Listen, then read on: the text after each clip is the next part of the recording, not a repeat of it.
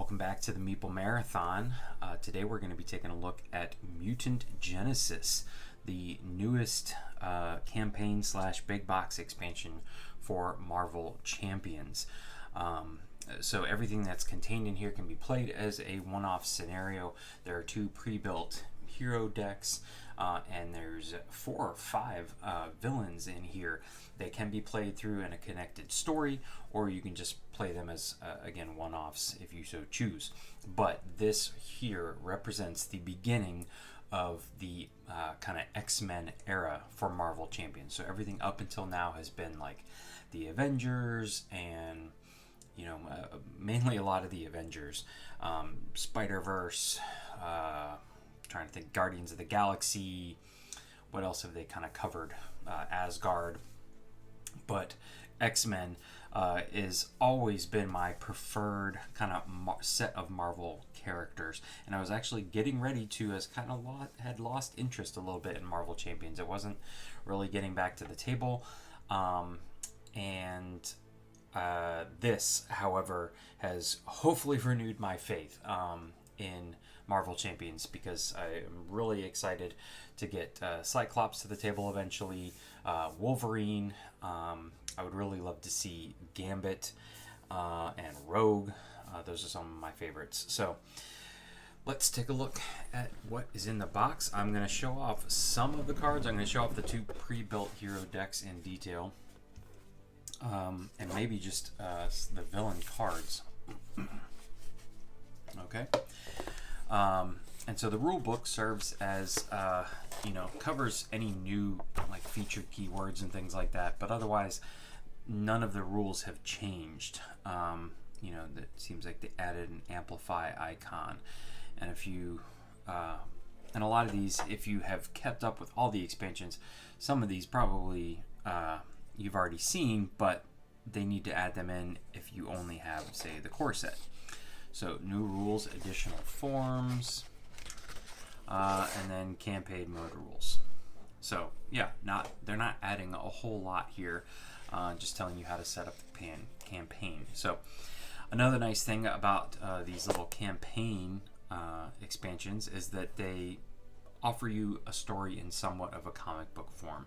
This isn't going to be a full comic book, but just briefly you can see, there's scenario 2, there's a little side one, there's scenario 3, so I'm not going to spoil anything for you, but there you go. So, not making things too complicated. You can get a printout of these on their website, so you don't have to write on your book.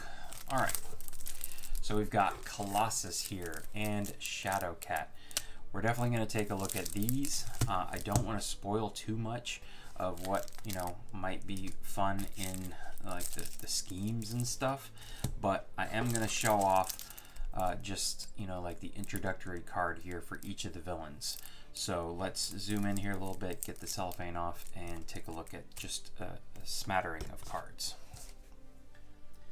Alright, so here are the 2 X-Men heroes that come in the core box. And again, you just like all the rest of Marvel Champion stuff, all of this, you can swap out any hero or any villain at any point in time. So you don't have to play with Colossus or Shadowcat if you say just want to go up against Magneto or the Sentinels or Sabretooth or something like that. But these again are pre-built decks. And let's just take a look at what these heroes have to offer here. So here's Shadowcat, and Kitty Pryde is her alter ego. Let's see, phase control action, flip your mass form upgrade, limit once per round. Put your mass form upgrade into play, solid side face up. Interesting. Selective intangibility. While you are in phased mass form, Shadowcat ignores the guard and patrol keywords and any crisis icons in play. So, okay. Alright, so this is her mass. She's either phased or she's solid. Okay, so this stays out, and you just are going to be flipping it back and forth. I got it. All right. And then here are the rest of her specific deck.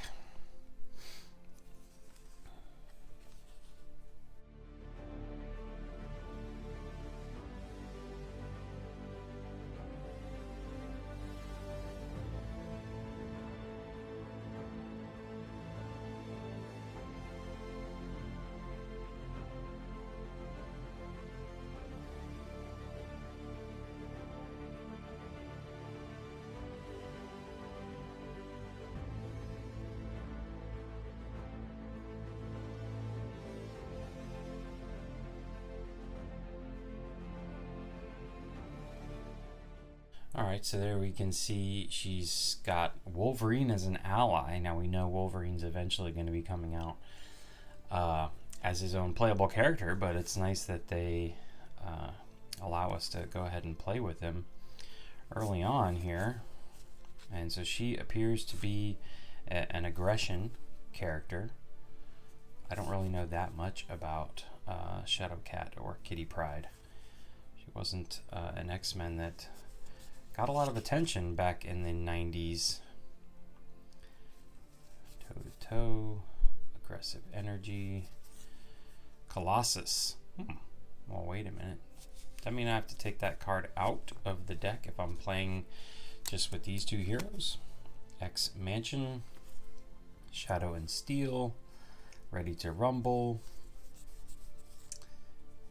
Ooh, so we are now getting new doubles. So previously, I think the double energy one was Doctor Strange, maybe.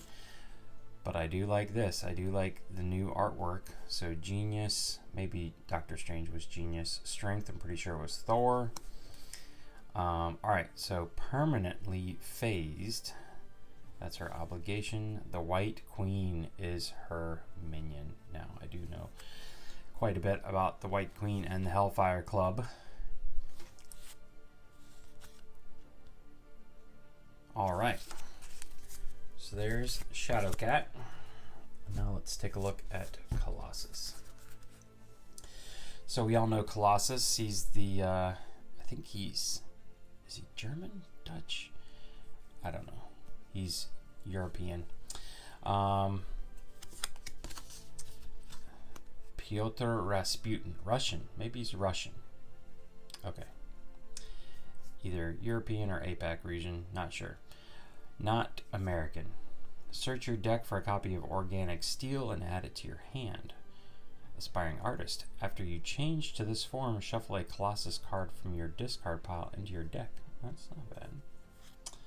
It's not bad. Okay. Colossus can have one additional tough status card. Okay. After you change to this form, give Colossus a tough status card. Well, that's pretty handy. Now he's got an ally of Shadowcat here. So that's interesting that they're just including those right off the bat. All right.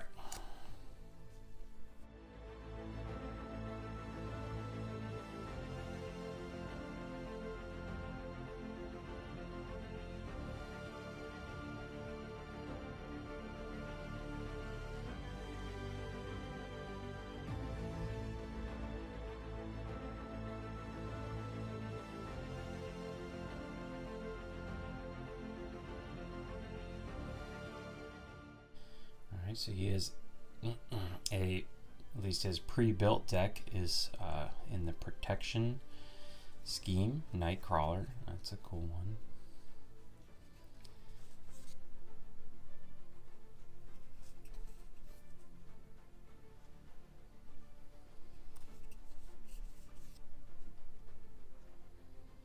Bait and switch. Who is that? That's not Bishop, is it? Can't really tell. Perseverance. I do like all the new artwork. So a lot of these cards are probably quite similar to cards from, you know, the I don't know whether they're calling it Phase 1 or something like that of Marvel Champions, and this is Phase 2, but I really like how they have, ooh, Professor X. The X-Jet. Nice. Shadow and Steel again. And then the new energies, let's see, Homesick and Juggernaut. Okay, Juggernaut is his nemesis. So interesting. All right. So that is Colossus. All right, up next, we're going to show off just a few of the cards here of some of the encounters that you can add in. So if you're familiar with Marvel Champions, you kind of build up, basically the main villain has their scheme, could have multiple schemes, but then I'm not gonna be able to fit them all up here. You're gonna add in at least one or two other encounter decks, and like your standard set of cards, and so it's gonna be this mixture of stuff. So these you can will be mixing in and out of your games, and these are not villains, but they are somewhat themed around. So you have the Sentinel Mark II, Sentinel Mark V. These guys are both kind of have encounters that go with them, and these aren't villains. These are just considered minions. You can play against the Brotherhood as an encounter, so throw them into the mix. All right, so keep that in mind here because we're going to see them again. And you can play as, or throw Mystique into the mix. So Mystique is not a villain. She's not like a boss. She's just going to be thrown in there to make your life miserable on the side. So the rest of these guys now are actual villains. So these are the bosses that the whole scheme is centered around. So obviously we have Magneto here. He's got steady and toughness. After Magneto attacks you, place one magnet counter on the main scheme. Now this box did not come with any counters, so I'm assuming we're just going to use one of those generic counters that we use for other stuff. That would have been a nice touch, however, in my opinion. I come across quite a number of expansions now that just expect you to use those kind of basic tokens, which I guess I kind of get it from a business aspect, but it would be nice to have a little token with a magnet on it. Who else are we going to look at here? Let's look at Master Mold. Master Mold has Stalwart and Toughness. When Master Mold schemes against you, discard cards from the encounter deck until a Sentinel minion is discarded. Put that minion into play, engaged with you. Alright, so he's all about bringing out the Sentinels. Speaking of which, here is the Sentinel villain. So, Toughness. When revealed, the first player searches the encounter deck and discard pile for a copy of Abduction Protocol's side scheme and reveals it. Alright. And then we've got Sabretooth here. So Sabretooth stands alone as his own villain, but he is also part of the Brotherhood of Mutants. So some of these keywords may call upon that, because we also have the Brotherhood here, which again are their own set of villains. So after Sabretooth activates against you, discard the top card of the encounter deck. Heal damage from Sabretooth equal to the number of boost icons discarded this way. So like Wolverine, he's self-healing. And then last but not least here, we do have and I prefer this artwork a lot better than the other ones.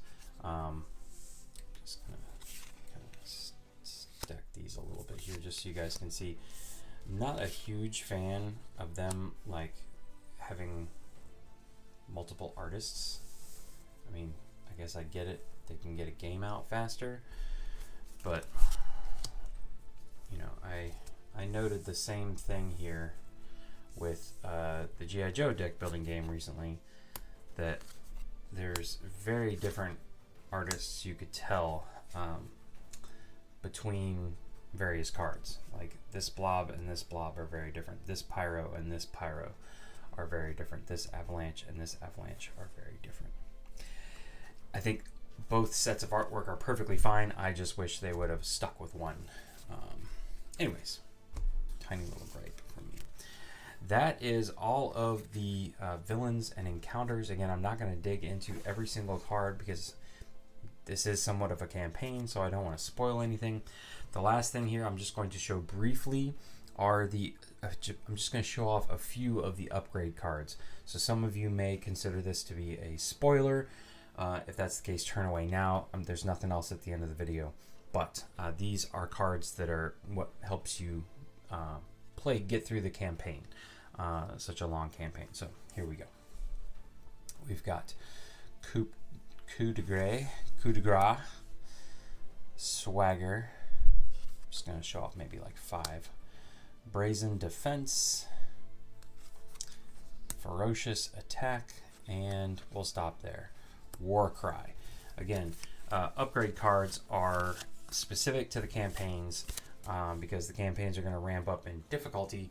You wouldn't see these in a one-off game. So there you have it. That's going to do it for our unboxing of Marvel Champions Mutant Genesis. I've covered a lot of Marvel Champions on the channel previously, but I haven't done so recently. If you are interested in seeing a playthrough using contents from this box, please let me know in the comment section below. As of right now, I'm not 100% sure. I've got a lot of stuff on the way.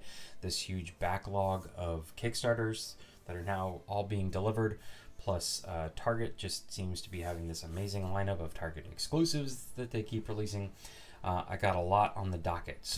But if you are interested in a playthrough of Mutant Genesis, please let me know and we can figure out a time to make it happen on the channel.